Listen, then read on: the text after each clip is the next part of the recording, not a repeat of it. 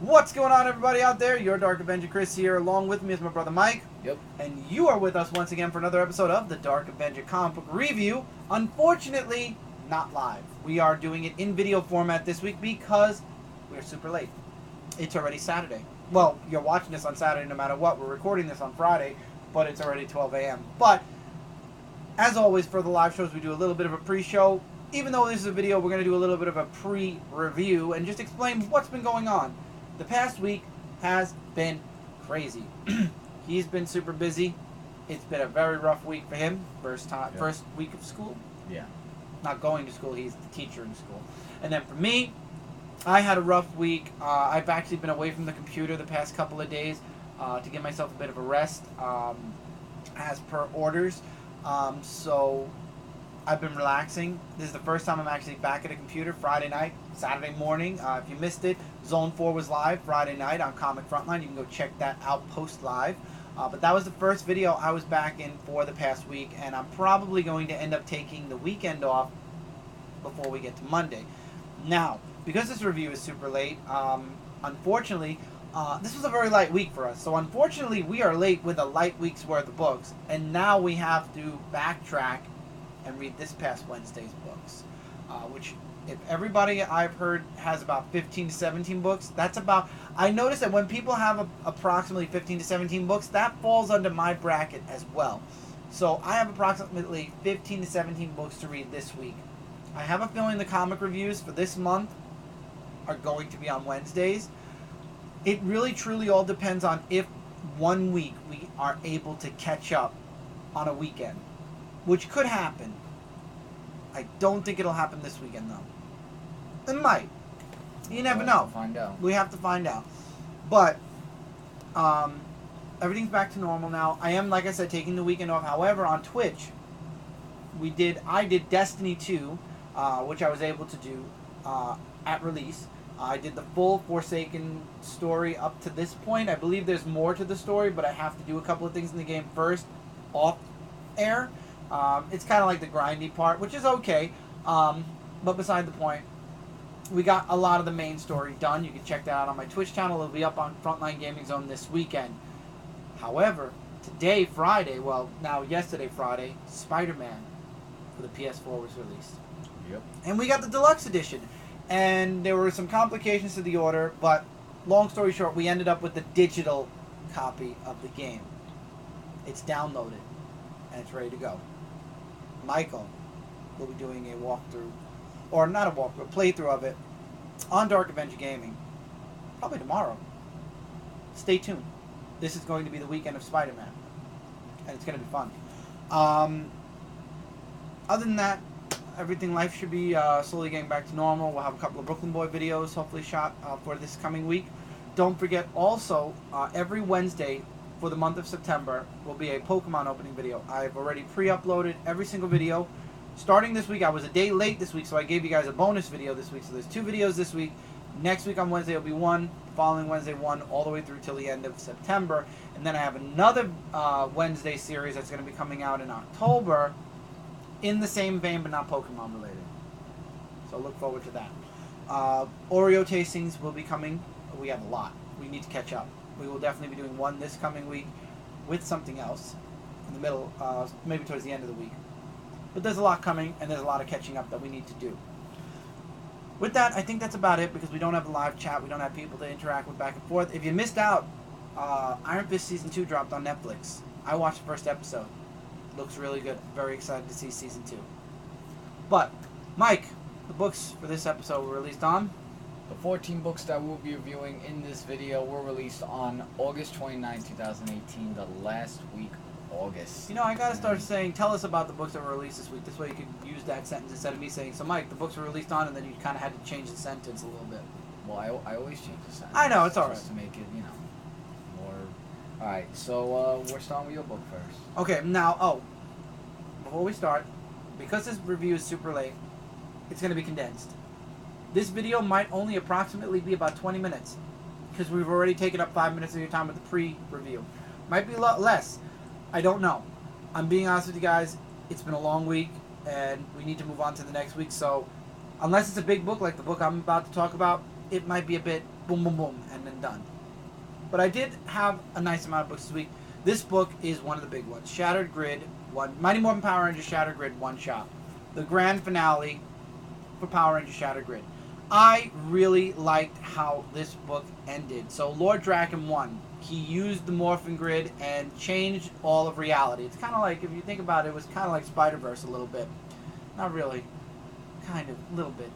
Anyway, Lord Draken gained control of the Morphin Grid and rewrote all of history and created his own little timeline where he was the superhero in his own world and everybody, you know, adored him, loved him. He was their lord and savior, basically.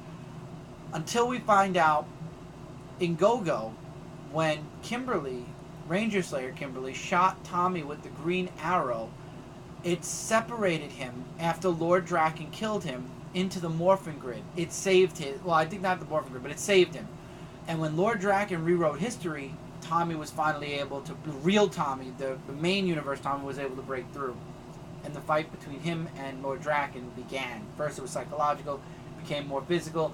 Other Rangers started remembering after, you know, living this entire reality. They started to remember that this was a remade reality by Lord Draken. They started remembering their own past, and the 6 Rangers are reformed. They get together with the other Rangers, I forget what, Time Force and a few others, and they fight Lord Draken. And of course they win, but however, in fixing what was caused in the cracks in the Morphin Grid, resetting reality, there will be changes. That's what they were warned about. What was written already can be redone. And I think this was Boom Studios' way of saying, what happened on the TV shows happened, but because they did Shattered Grid, the series can kind of go up on its own and break away from what originally happened in Mighty Morphin, in anything. So basically, they now have the right to kind of retool and change things up when it comes to the Power Rangers because of what happened in Shattered Grid. Now, not most of the timeline will stay the same, but there will be alterations, they said. And of course, that's what happens. And then we also get a little teaser. Now, of course, there's Go-Go, which will follow the main 5 Rangers pre-Tommy. Will we get Greenwood Evil? More than likely. I think fans will uproar if Tommy is not the Green Ranger. I have a feeling they set Matt up to be the Green Ranger. I really, truly hope that's not the case. I would like to keep Tommy as the 6th Ranger, but we'll see where Go-Go goes. And Mighty Morphin is taking on a different route where other Rangers, led by Ranger Slayer Kimberly, will be trapped within the alternate realities, and Mighty Morphin Power Rangers is now going to become that team. Will it stay permanent? I think that this is going to be another story arc, and then we're going to probably get, I don't know if we'll get the main 6 Rangers back, but I think Go-Go is going to become the main Ranger book, and the Mighty Morphin is going to kind of have its own team kind of deal. And I'm okay with that. And I thought Shattered Grid was a very good. It was a great event. Bringing Mighty Morphin back to a digital read. I got my physicals. I'm very happy with Shattered Grid. And now it's time to move on to the next phase in Power Rangers. Red Sonja, issue number 20. In this issue, Red Sonja meets Lord Scott, who actually was is the sword that Red Sonja owns, and he's been through a big ringer of all the fatal blows that he had dealt with the dragon, and we get a little backstory of it, of Sandak, who was his new master that actually took over his kingdom and became the powerful, and that since he got older, he can't really fight as much as he did before. So we have Sonja and the other 2 girls that are helping him, that give him a new look, and to help him train again, so that way he can face Sandak again, which was really interesting. And they're fighting in a war against the Romans at dawn or something like that. And you know, the people at the castle think it's just for entertainment, but no, it's actually for real. And I think you're gonna like this, Chris. It said the next Sonja versus a shark.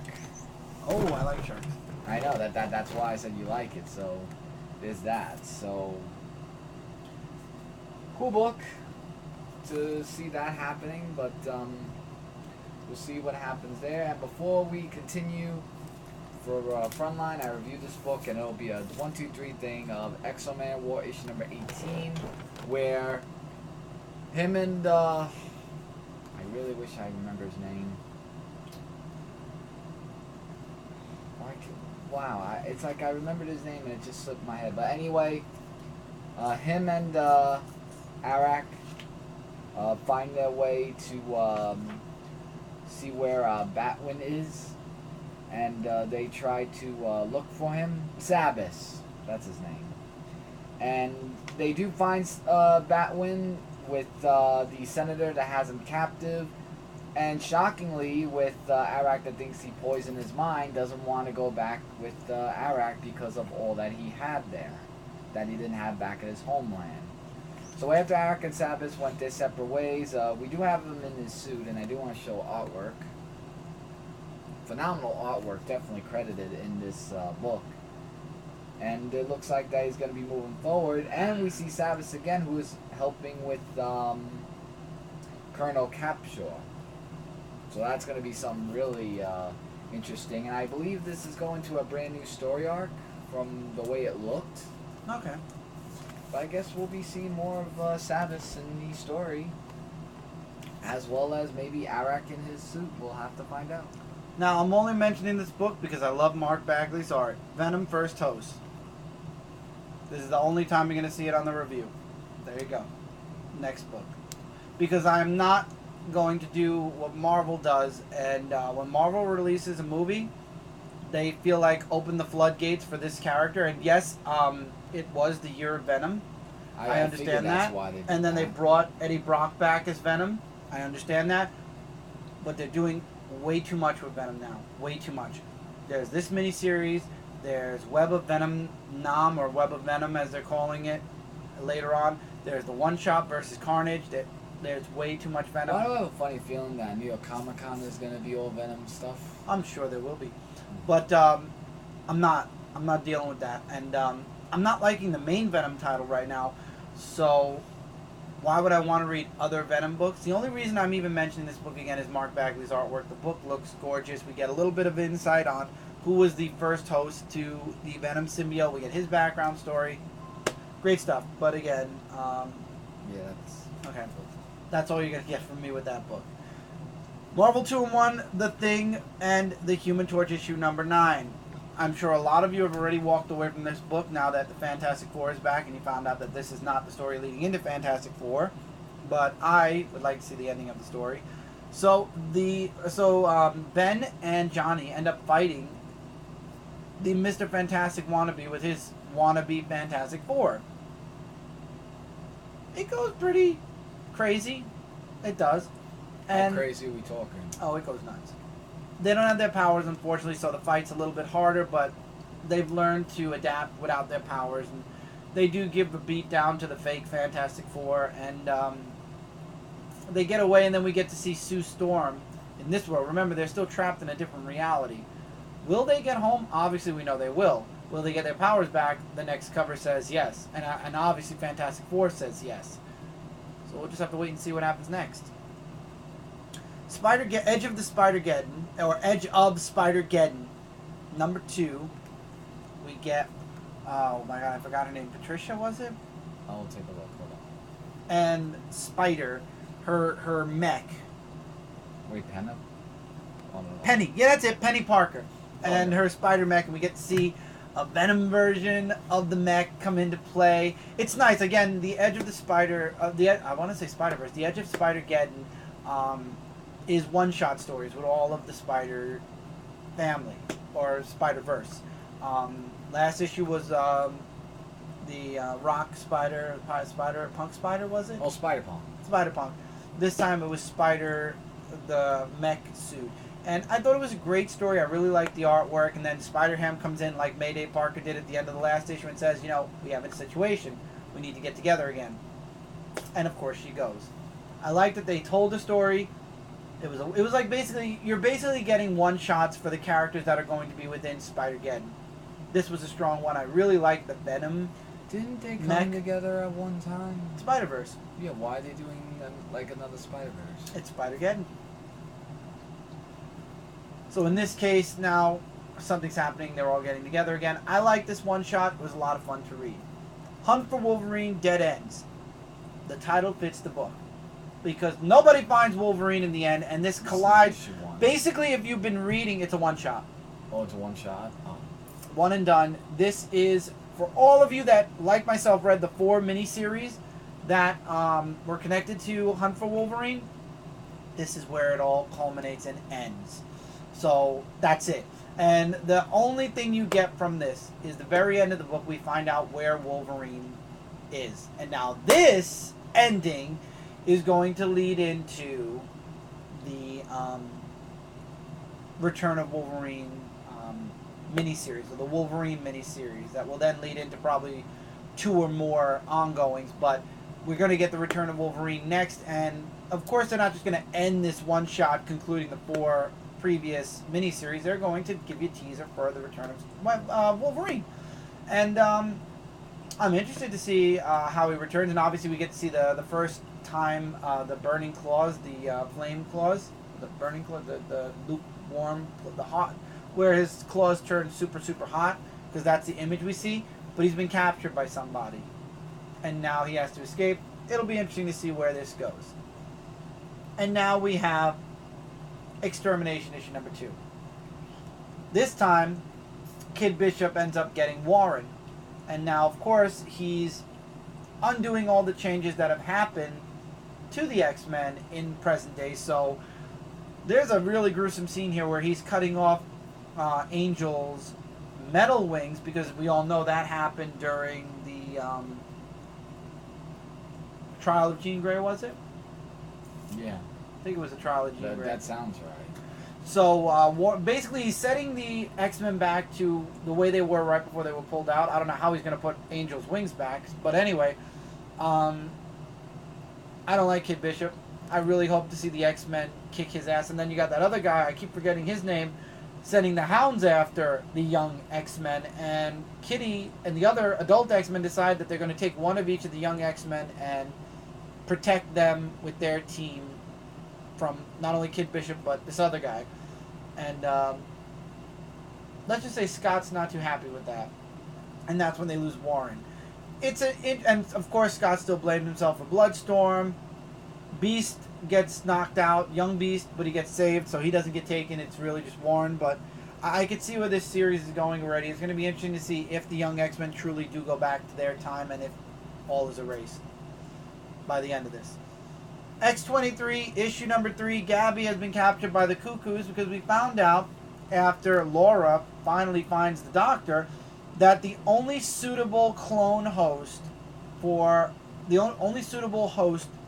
a for the Cuckoo's sister would be an X-23, would be Laura or one of her clones. And of course Gabby is one of Laura's clones. So they took Gabby to take their sister's imprint, or her mind, and switch it into Gabby's body. Basically she will take over Gabby's body as the new host, and Gabby will be, her consciousness will be kicked out of the clone body.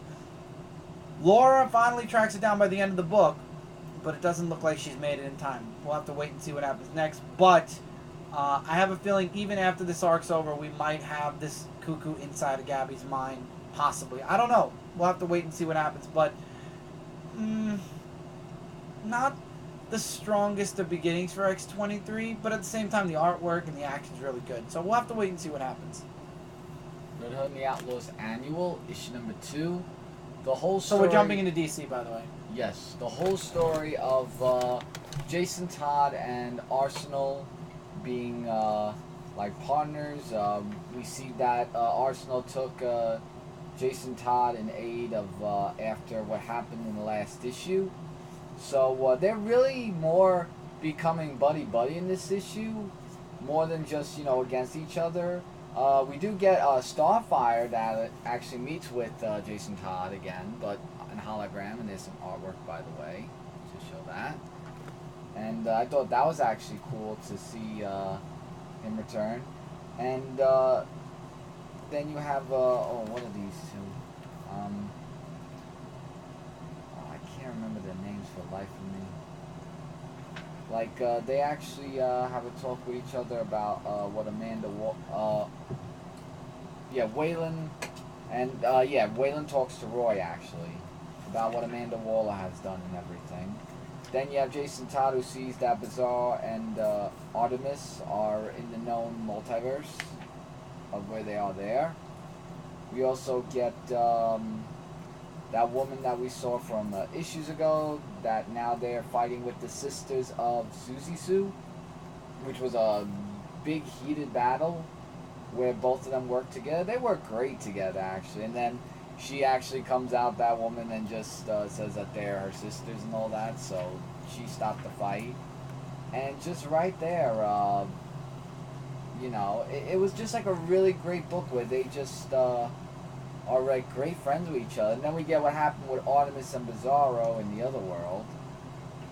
And we're going to find out what's going to happen next now for those two. So, great annual, actually. I must say, I was really amazed at what a great issue that was. Death of Superman, Part 1, Chapter 5. All about Jimmy Olsen. Lois is on another case. Clark is MIA because he's dealing with the mayor being kidnapped by Intergang. So Jimmy gets his first reporter job. And he's there, and I believe the scene that they took was from the actual Superman, Death of Superman anime, where he was fighting the Intergang people. I'm not too sure, though. Again, I'm a little bit late watching it. I will watch it. I am going to watch it and review it. I'm just a little behind. But again, it was really cool seeing Jimmy. And then you get to see Bibbo, who just opened the Ace of Spade bar. And what happens is Jimmy doesn't get the leads that any other reporter would, so Perry takes him off the case, and then he's analyzing his pictures, and he notices something in one of the pictures. He notices an Ace of Spades matchbook. So he's like, please, Chief, just give me a little bit more time. I think I have a lead. Obviously, Jimmy's going to be back on the case. I'm glad it's not going to be a villain of the month or villain of the chapter anymore. I like this whole following Jimmy as he's, figuring out what's going on, where Intergang took the mayor. I really am enjoying. I enjoyed this chapter. I'm looking forward to reading this week's chapter, Chapter 6. Batgirl 26, again, I'm just talking about Batgirl because I'm trying to stay up to date with it for when I believe the change happens, which I believe the change is supposed to be happening soon. So she's fighting with Grotesque, and she gets shocked, and as you all know, she has a thing in her spine that's allowing her to walk. Without it, she can't walk. And I don't like that they did that. So basically, and I think they mentioned that in the New 52, it's just they didn't emphasize it. But anyway, if that machine malfunctions, she will lose mobility in her legs again. She'll be disabled again. Or she won't be able to move anymore again. And something's going on, and she ends up collapsing at the end of the issue. Very interesting how this villain is really bringing Barbara deep down again. Like, he's really making her, he's dragging it down a really dark corridor, so to speak. I'm interested in seeing where this goes, but again, I'm really sticking around to see where Batgirl goes after this. I believe this is what's going to lead up to the new suit and the new, the return to Gotham, etc., etc. So, and also I'm curious to see what happens with Barbara now. Next, I believe, are all the Looney Tune DC crossovers. The first one, and then we're done.